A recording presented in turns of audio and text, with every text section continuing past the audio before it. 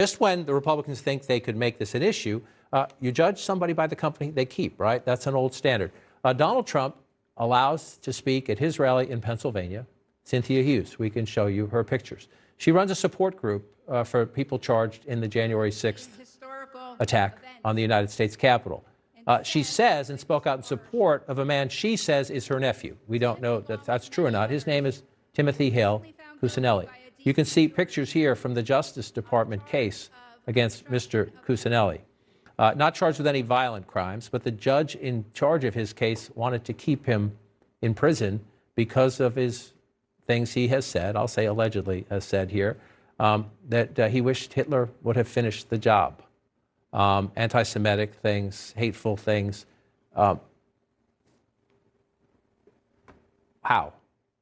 Or how should voters process that that's who Donald Trump wants to speak at his rallies? Optics are everything, as you know, in politics, John. And as you can see there, the former president of the United States has run into some issues with optics coming out of his rally this week.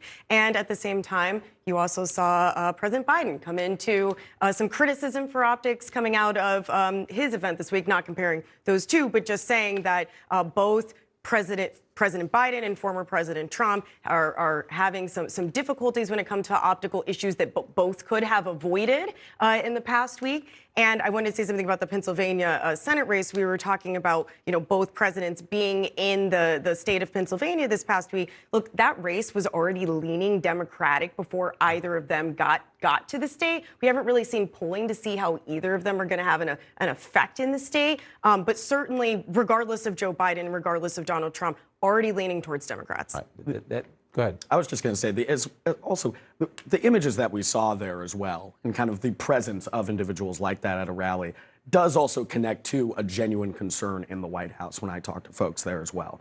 The current president is concerned about the level of extremism in the country right now. Also, there's facts underlying that kind of describe the current environment.